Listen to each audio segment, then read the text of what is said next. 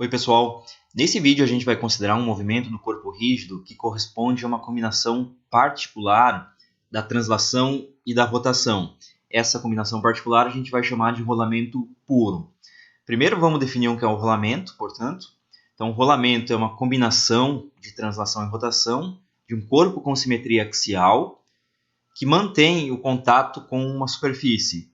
Corpo com simetria axial é um corpo que tem um eixo de simetria, por exemplo, um disco, uma esfera, um cilindro. Vamos pegar uma animação aqui para ver melhor isso. Aqui eu tenho uma roda, ela pode rodar, ela pode transladar, e se eu combinar as duas ao mesmo tempo, a rotação e a translação, ela rola.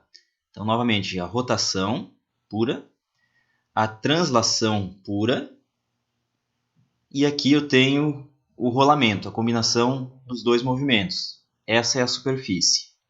Aqui estão os créditos dessa animação. Bom, voltando ao nosso caso, a gente está interessado no que a gente chama de rolamento puro, que é um caso particular do rolamento. Então, a gente define o rolamento puro como um rolamento em que o corpo não desliza ou patina sobre a superfície. Vamos fazer uma demonstração disso? Pessoal, eu tenho um cilindro oco, né? Observe que o quanto que eu rolo ele corresponde ao quanto que ele vai marcar o chão. Ó, exatamente. O que fica no chão é o arco que rolou, o comprimento do arco. Certo? Isso que está no chão é o nosso SCM. Aqui eu tenho a nossa roda, o nosso disco. Essa é a configuração inicial. Ele vai entrar em rolamento puro e vai se deslocar para a direita. Imagina que ele está pintado de verde. Conforme ele se desloca nessa superfície que é branca, ele vai deixando a tinta e vai perdendo a tinta. Então, o que ele se deslocar aqui vai ficar marcado na superfície. Esse disco, vamos assumir que ele é homogêneo, então esse ponto aqui é o centro de massa dele. Ele se desloca para a direita com uma certa velocidade. Vamos chamar essa velocidade de V do centro de massa. Essa linha em amarelo, essa linha vertical, ela foi pintada na roda, no disco, e conforme o disco se desloca, ela vai se deslocando. Então ela vai abrir esse ângulo θ. Esse deslocamento feito no chão, que corresponde exatamente ao deslocamento do centro de massa, a gente vai chamar de S do centro de massa. Então notem que se esse raio desse disco for R, então o deslocamento do centro de massa, o que rodou aqui, o que se deslocou aqui, é S centro de massa igual a R vezes θ. É justamente essa quantidade em branco, a tinta que saiu daqui, Rθ. Se eu quiser a velocidade do centro de massa, basta derivar esse S em relação ao tempo. Derivada de S do centro de massa em relação ao tempo. E S do centro de massa é Rθ. O R é constante, então sai da derivada R dθ dt. Portanto, velocidade do centro de massa é R vezes ômega. Ômega é a velocidade angular de rotação desse corpo. Então, o ômega está aqui. Se eu derivar essa última equação mais uma vez, eu fico com aceleração do centro de massa igual, o R é constante, derivada de ômega vai me dar alfa, a aceleração angular, R alfa. Observa que tudo isso aqui é verdade, porque essa distância em branco é igual a essa distância sobre a superfície em verde. E isso ocorreu porque o corpo não deslizou nem patinou durante o movimento. Então essas condições aqui a gente chama de condições de rolamento puro.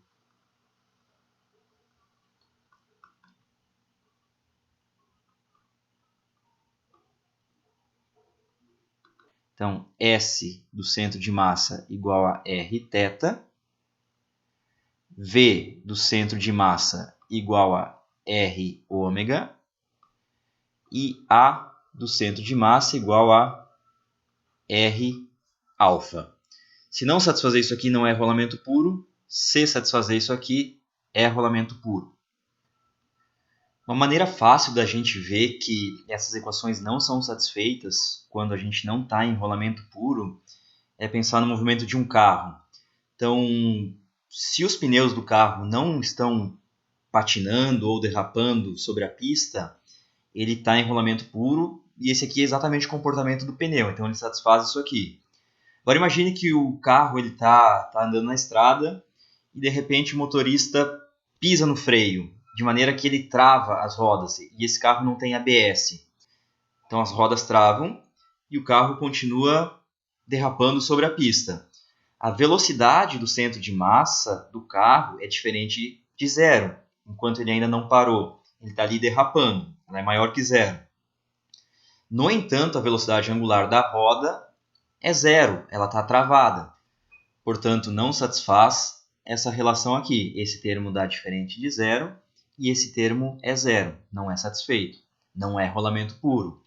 Outra situação, o carro atolou na lama, o motorista está lá acelerando, a roda está rodando a toda velocidade, então a velocidade angular da roda é diferente de zero, esse termo, mas a velocidade do centro de massa dela, que é igual à velocidade do centro de massa do carro, é nula, ele não está saindo do lugar. Então, novamente eu tenho essa equação não satisfeita. Por quê? Porque não é rolamento puro.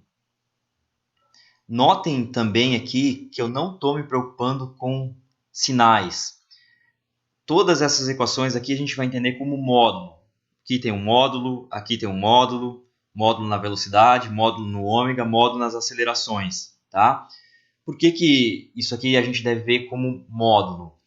Suponha que eu oriente algum eixo aqui, se eu orientar um eixo, por exemplo, saindo do quadro. Então está aqui o eixo Z, saindo do plano da tela. Com esse eixo saindo do plano da tela, lembra da aula sobre vetor velocidade angular? Pela regra da mão direita, os 4 dedos circulam aqui, o ômega está entrando na tela. Então você vai escrever chama esse eixo de Z. Então, vetor ômega é um número vezes K. Mas se ele está entrando na tela e o Z está saindo, esse número aqui é negativo. Então, esse número deu negativo. No entanto, a velocidade indo para frente, se eu chamar esse eixo aqui de x, eu vou escrever V do centro de massa igual a VCMI, eu vou ter esse número aqui positivo. Esse negativo, esse positivo. E aí essa equação aqui ficou inconsistente. Por quê? Porque eu não me preocupei com sinais. Observe que se eu só mudar esse eixo aqui, ao invés de ele estar saindo da tela, estar entrando na tela, aí tudo muda. O ômega agora continua entrando na tela, mas o eixo está entrando também. Então o ômega é positivo. E o V com esse eixo é positivo. Ficou positivo, positivo. E essa equação está consistente. Aqui positivo, aqui positivo. Se eu mudar a direção do x, aí também muda de novo. Então essas relações são sempre em módulo. Quando a gente tiver algum problema que envolve essas relações e a gente precisar do sinal, a gente vai fazer uma análise cinemática para descobrir qual o sinal que aparece. A gente vai fazer isso num exemplo mais para frente, tá? Ainda no espírito da animação que a gente viu agora há pouco, a gente tem essa figura aqui que corresponde a uma translação mais uma rotação, vai me gerar um rolamento. Se essa rotação for apropriada, ou seja, a velocidade angular de rotação é igual à velocidade do centro de massa da translação sobre o raio do corpo, então o rolamento é puro. Essas condições de rolamento puro aqui. Vamos ver como é que fica a velocidade de alguns pontos desse corpo. Então, se o corpo está transladando, a gente viu no primeiro vídeo desse curso que todos os pontos do corpo possuem a mesma velocidade. Então, peguei um corpo homogêneo aqui. Aqui está o centro de massa e aqui está a velocidade desse ponto. Vamos chamar essa velocidade de V do centro de massa. Se eu pegar qualquer outro ponto, vai ter a mesma velocidade, está em translação pura. Em particular, eu vou pegar esse ponto aqui, no topo, tem a mesma velocidade, V centro de massa, e vou pegar também esse ponto aqui na base, em contato com a superfície. Também tem a mesma velocidade.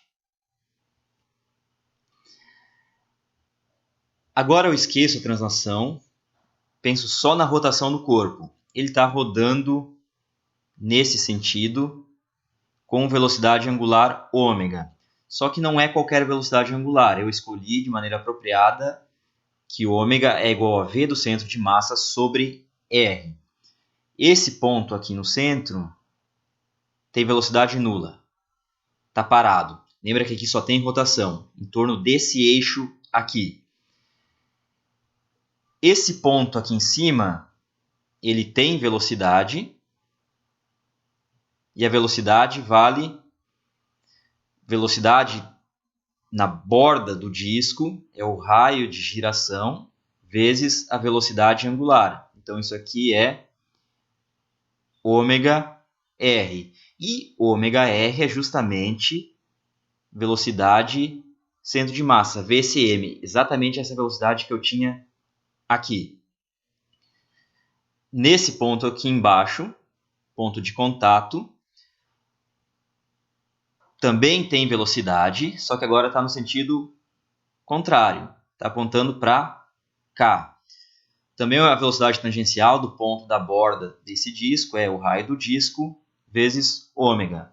Então, esse aqui também é ômega R igual a V centro de massa. E agora eu combino as duas fotos, essa com essa, os dois movimentos ao mesmo tempo. E vamos identificar a velocidade desses três pontos particulares que eu escolhi. O ponto central, eu vou somar 0 com V do centro de massa. Vai dar V do centro de massa.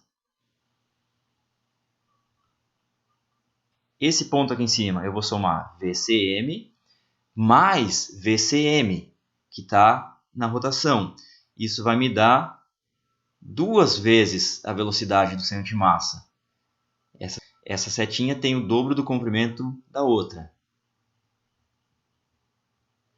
E esse ponto de contato tem velocidade do centro de massa para a direita, que vem da translação, e velocidade do centro de massa para a esquerda, que vem da rotação. Somou as duas, deu 0. Então, esse ponto de contato com o chão corresponde ao que a gente chama de eixo instantâneo de rotação. Eu vou gravar um vídeo, vai ser o próximo, onde eu vou falar só sobre isso, sobre o eixo instantâneo de rotação. Vamos fazer um exemplo. A gente quer calcular a energia cinética de um cilindro homogêneo de massa m e raio r em rolamento puro com velocidade angular ômega. Aqui embaixo tem uma superfície. Esse cilindro está rolando e está se deslocando para cá. O rolamento é puro, a velocidade angular conhecida ômega. Eu quero a energia cinética K. A gente viu no vídeo sobre a energia cinética que ela corresponde a dois termos. A energia cinética de translação mais a energia cinética de rotação.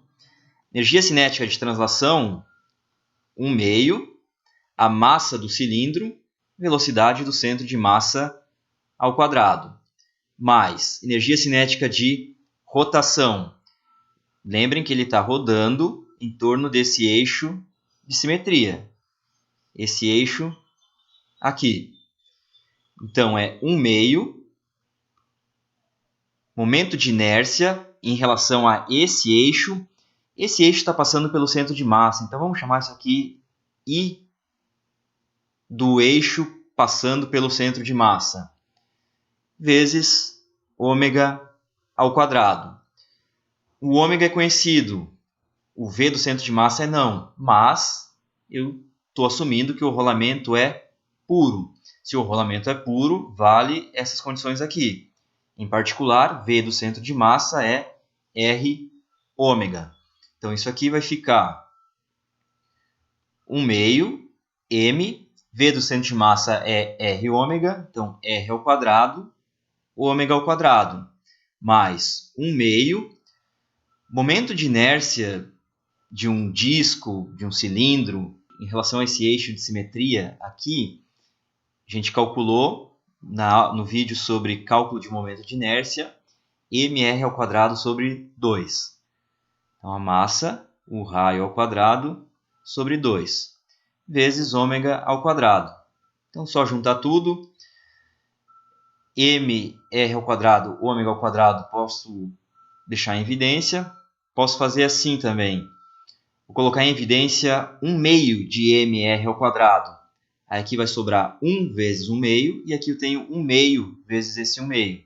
Então, vai me dar 3/2 vezes mr ao quadrado sobre 2, ômega ao quadrado. Eu fiz dessa maneira só para notar que isso aqui a gente pode escrever assim também. 3/2 do momento de inércia em relação àquele eixo passando pelo centro de massa, ômega ao quadrado. Notem que é diferente do K de rotação, que é 1/2 de I ômega ao quadrado. Aqui deu 3/2. Por quê? Porque além da energia de rotação, ele tem energia de translação. Ou, se vocês preferirem, a gente pode escrever como 3/4 de m r ao quadrado, ômega ao quadrado. Tá legal? Próximo exemplo. A gente tem uma esfera maciça, homogênea, rolamento puro. Ela parte do repouso, ela se desloca sobre esse plano com inclinação θ. E a gente quer saber a velocidade do centro de massa dela após esse centro de massa se deslocar de uma distância d. Então, vamos assumir que a distância d, que o centro de massa se desloca, corresponde a essa distância aqui. Então, isso aqui vale d. Essa aqui é a reta horizontal. E aqui é a altura que o centro de massa variou. Portanto, vamos chamar isso de d. Isso aqui de h. E, obviamente, esse ângulo aqui também é θ. Para resolver esse problema, a gente pode usar aquele algoritmo que a gente viu no vídeo sobre como resolver problemas de dinâmica. Vamos tentar seguir aqueles passos. Primeira situação que a gente considera: esse sistema conserva energia mecânica? Bom, o que tem nesse sistema? Tem gravidade, força da gravidade. A força da gravidade é uma força que é conservativa, então conserva energia mecânica. Tem uma força normal atuando sobre essa esfera, mas a força normal ela não vai realizar trabalho, então não dissipa energia. Tem atrito aqui. Como que eu sei que tem atrito? Ela parte do repouso. Se não tivesse atrito, fosse uma superfície perfeitamente lisa, ela não ia rodar, não ia entrar em rolamento puro. Ela ia só deslizar. Se ela parte do repouso e ela entra em rolamento puro, é porque está tendo um atrito. Porém, em nenhum momento da trajetória, a esfera derrapa ou patina sobre a superfície. Então, esse atrito não está dissipando energia. Não existe atrito cinético. O atrito aqui é apenas estático. Então, essa configuração conserva a energia mecânica. Se conserva, a segunda pergunta que a gente tem que fazer é: A lei da conservação da energia mecânica é útil para resolver esse problema? A lei da conservação da energia mecânica vai envolver velocidades e alturas, porque vai ter energia potencial gravitacional. Mas é justamente o que eu tenho e o que eu quero aqui. Eu tenho alturas e eu quero a velocidade do centro de massa quando essa esfera chegar nessa posição aqui. Então, ela é útil. Portanto, vamos usar ela. Então, ΔE é igual a zero, ou seja, E inicial igual a E final. Energia inicial. Configuração inicial é essa configuração aqui, com a esfera parada. A configuração final vai ser quando ela chegar aqui embaixo. O centro de massa dela vai estar nesse ponto. Vamos colocar um zero de energia potencial, sempre vamos fazer isso, potencial gravitacional. Pode ser em qualquer lugar. Eu vou colocar na posição mais baixa da trajetória, então vai ser na configuração final, nessa linha aqui. Então, nessa linha horizontal, a energia potencial gravitacional vale zero. Então, qual é a energia mecânica inicial? Não tem cinética de translação nem cinética de rotação, está tudo parado. Mas tem energia potencial gravitacional. Olha para o centro de massa, mg vezes essa altura. Então, massa da esfera, GH. Observa que H não foi dado no problema, a massa da esfera também não foi dada no problema. De alguma maneira, isso vai ter que desaparecer na resposta final. Energia mecânica final. Agora a esfera está rodando, ela se encontra aqui, ela roda e ela está transladando. Então tem duas energias cinéticas. Energia cinética de translação, 1 meio mv centro de massa ao quadrado. E a energia cinética de rotação, 1 meio de I ômega ao quadrado. Esse I é o momento de inércia da esfera em relação a esse eixo de simetria que está saindo do plano do quadro, passando pelo centro de massa. E não tem energia potencial. O centro de massa parou exatamente no zero de energia potencial. Igualo essas duas expressões. mgh é igual a 1 meio de mv do centro de massa ao quadrado mais 1 meio de I ômega ao quadrado. O que a gente não conhece aqui? A gente quer o V do centro de massa, esse M vai ter que sumir, a gente não conhece o H e não conhece o ômega. Mas o H a gente pega daqui. Tem um triângulo retângulo, esse aqui é o cateto oposto, então o H é D seno θ. Então, mgd seno θ igual 1 meio de mv do centro de massa ao quadrado mais 1 meio momento de inércia dessa esfera. O momento de inércia em relação a esse diâmetro da esfera é 2/5 de mr ao quadrado, uma esfera homogênea. Vamos colocar aqui 2/5 mr ao quadrado. Em geral, esse momento de inércia é dado em alguma tabela, tá? A gente vai assumir que foi dado no problema. Ômega. Bom, o corpo está em rolamento puro, então ele tem que satisfazer essa relação aqui. Ômega é V do centro de massa sobre R. Então vai ficar V do centro de massa ao quadrado sobre R ao quadrado. Vamos dividir toda essa equação por mzão, então ele foi embora, e vamos multiplicar ela por 10. Então do lado esquerdo eu tenho 10gd seno θ igual 5v do centro de massa ao quadrado, mais, aqui embaixo eu tenho 10, multipliquei por 10, vai sobrar esse 2. 2v centro de massa ao quadrado. E daqui a gente tira a resposta, v do centro de massa ao quadrado é igual aqui, esse com esse vai dar 7. Então, 7v do centro de massa ao quadrado igual a 10g de seno θ. Então, o módulo dessa velocidade, a magnitude, é v do centro de massa igual a raiz quadrada 10g de seno θ, onde g é a gravidade, d é o deslocamento, θ a inclinação da rampa, sobre 7. Notem que se a rampa não tivesse inclinada, o θ é igual a zero, esse seno θ vai dar zero e a velocidade seria zero. Consistente, ele não ia rolar.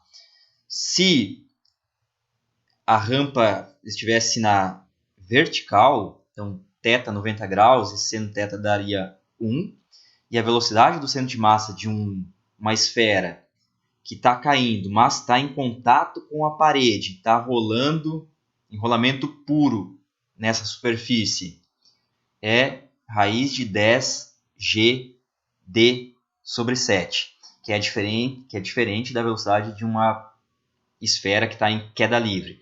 Ela não está em queda livre, ela está em contato com a parede em rolamento puro. Tem força da parede sobre a esfera. O próximo exemplo. Agora a gente tem um disco homogêneo, em rolamento puro, plano de inclinação θ. A gente quer saber a aceleração do centro de massa desse disco. A gente pode aplicar o algoritmo que a gente aplicou no problema anterior, no exemplo anterior. A primeira pergunta era se a energia mecânica se conserva. Essa aqui é exatamente a mesma situação, exceto que eu troquei a esfera por um disco. Então ela se conserva.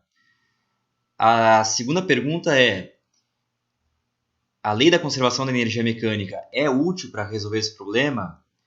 Nesse caso, não, porque a gente está interessado em aceleração. Na lei da conservação da energia mecânica aparece velocidades, como a gente viu no exemplo anterior. Ela é válida, mas ela não é útil. Se eu souber que a aceleração é constante, eu até posso usar a lei da conservação de energia mecânica.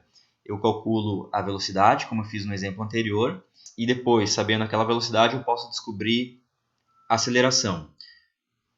Não vamos complicar, vamos para o segundo ponto do algoritmo. Esse problema conserva momento angular em relação a alguma direção? Então a gente tem que se perguntar como é o torque externo sobre esse sistema. O sistema aqui para mim vai ser o disco. Bom, tem forças externas sobre esse disco. Então vamos desenhar elas. O disco é homogêneo, então aqui no centro de massa tem a força peso. Vamos dizer que o disco tem massa mzão, então mg. Tem uma força normal atuando aqui no ponto de contato. Aqui, vamos chamar de N. E tem torque. Eu estou na mesma situação que eu estava no caso anterior. Para o disco permanecer em rolamento puro ao longo dessa superfície, tem que ter atrito, senão ele vai deslizar. Então, tem atrito no ponto de contato e o atrito está aqui. Vamos chamar isso aqui de força de atrito. Lembra que é um atrito estático. Ok, tem 3 forças externas aqui. Então, em geral, o torque externo aqui não vai se anular. Qualquer ponto que eu pegar vai ter torque externo. Para usar a conservação do momento angular, como a gente usou no vídeo sobre conservação de momento angular, a gente pegaria um eixo, como esse eixo aqui que está saindo do plano da tela, vamos chamar de Z, e olha o torque em relação a esse ponto nessa direção. Essa força F de atrito vai gerar um torque não nulo em relação a esse ponto. Então, o momento angular nessa direção não se conserva. Mesmo que se conservasse, na hora de aplicar a conservação, ia aparecer velocidades angulares, que não é o que eu quero. O que eu quero é a aceleração nessa direção. Certo? Não funcionou o momento angular, vamos para o último passo. Aí não tem o que fazer, resolver a segunda lei de Newton. Então, o que a gente vai resolver é isso aqui. Em relação a um dado ponto, vamos escolher o ponto O, que é o centro do disco. Sempre façam isso na hora de calcular torques. Digam qual é o ponto de referência. Torque externo. O eixo Z está saindo do plano da tela. Todas essas forças estão no plano da tela, portanto, só sobrou torque na direção Z, igual momento de inércia em relação a esse eixo, vezes alfa. Se eu encontrar alfa, eu consigo descobrir a aceleração do centro de massa. Então, o torque em relação a esse ponto O. Observa que a força N não possui braço de alavanca. A linha de atuação dela passa por O. Mesma coisa a força-peso. Sua linha de atuação passa por O. Inclusive, ela está atuando em O, não tem braço de alavanca. Mas a força de atrito tem braço de alavanca. A linha de atuação dela é ao longo dessa superfície. Então, o braço de alavanca é o raio do disco, que vamos chamar de R. Então, a magnitude desse torque é força de atrito, magnitude, vezes R. O sentido. Essa força de atrito quer torcer esse disco nesse sentido aqui, em relação ao ponto O. Vai torcer assim. Pela regra da mão direita, você usa os 4 dedos para fazer essa circulação aqui, e o polegar está entrando na tela, direção Z negativo. Então apareceu um sinal de menos aqui. Tudo isso é igual a I alfa. Tá legal, mas agora eu tenho duas variáveis desconhecidas. A força de atrito não é dada e o alfa não é dado. Preciso de mais uma equação. Eu vou usar a segunda lei de Newton para translação ao longo da rampa. Vamos chamar esse eixo ao longo da rampa de eixo X. Então, força externa sobre o disco, componente X, é igual a massa do disco, vamos chamar de emissão, aceleração do centro de massa. Essa aceleração está na direção X. A força externa ao longo do eixo X, eu tenho essa força de atrito, está para trás e o eixo X está para frente, então menos força de atrito. E tem uma componente da força-peso. Decompõe essa força-peso aqui. Eu quero essa componente ao longo do eixo X. Essa componente em vermelho é se esse ângulo é θ. Essa reta é perpendicular a essa reta aqui. E essa reta é perpendicular a essa. Então, se esse ângulo é θ, esse aqui também é θ. Então, a componente do peso na direção X é esse cateto oposto, mg seno θ. Ela está apontando na direção X positivo. Então, aparece aqui com sinal de mais. Tudo isso igual a ma do centro de massa. Nessa segunda equação apareceu A do centro de massa. Fiquei com 3 variáveis, força de atrito, alfa e A. Mas esse A eu posso eliminar usando a condição de rolamento puro. Lembrem que eu falei que essas equações das condições de centro de massa, eu não me preocupei com os sinais. Elas estão escritas em módulo aqui. Tudo isso aqui são módulos. Então, o que eu tenho, por exemplo, para a aceleração do centro de massa é módulo da aceleração do centro de massa igual a R, esse é sempre positivo, módulo de alfa. Se eu me preocupar com os sinais, e aqui os sinais vão ser relevantes, eu tenho a aceleração do centro de massa igual a mais ou menos R alfa. Como que a gente vai descobrir qual sinal está correto? Faz uma relação cinemática, uma análise cinemática aqui. Suponha que esse disco está descendo acelerado nessa direção. Então, se ele desce acelerado nessa direção, a aceleração do centro de massa está aqui. está ao longo de x. Então, esse número aqui é positivo. Agora, se ele desce acelerado aqui, ele vai rodar cada vez mais rápido nesse sentido. Então, o alfa está entrando no quadro, está aumentando o ômega.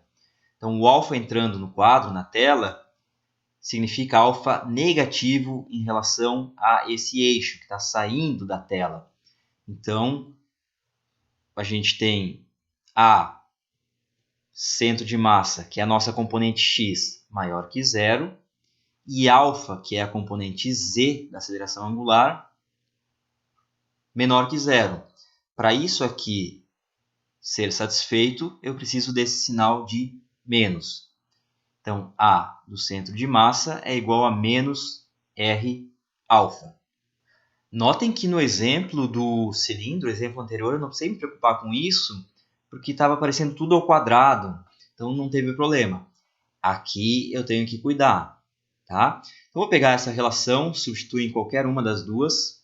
Então, eu estou olhando para essa equação e para essa. Então, na primeira equação eu tenho menos força de atrito R igual a I vezes alfa. E o alfa é A sobre R. Então, A do centro de massa sobre R com o sinal de menos. Apareceu menos aqui. Na segunda equação, eu tenho menos força de atrito mais mg seno θ igual a m a centro de massa. E eu tenho que resolver esse sistema. Não tem segredo, isola a força de atrito de um deles e substitui no outro. Vamos pegar a força de atrito daqui, força de atrito da primeira equação. Já vamos pegar menos força de atrito, que é o que a gente precisa aqui. Então, menos força de atrito é igual a menos momento de inércia, aceleração do centro de massa sobre R ao quadrado. Substituindo na segunda equação, menos I a centro de massa sobre R ao quadrado, mais mg seno θ igual a m a centro de massa. Pega esse termo, passa para o outro lado e junta com o A do centro de massa. A centro de massa vezes momento de inércia do disco, é o momento de inércia de um cilindro, em relação ao eixo de simetria, mr ao quadrado sobre 2. Então ficou m, o r ao quadrado foi embora, então m sobre 2. Estou passando isso aqui para o outro lado. Mais esse termo aqui, m, igual a mg seno θ. E daqui eu tiro a aceleração. Lembra que isso aqui é a componente x da aceleração, e o x está ao longo da rampa. Divido tudo por m, o m foi embora, aqui sobrou 3/2.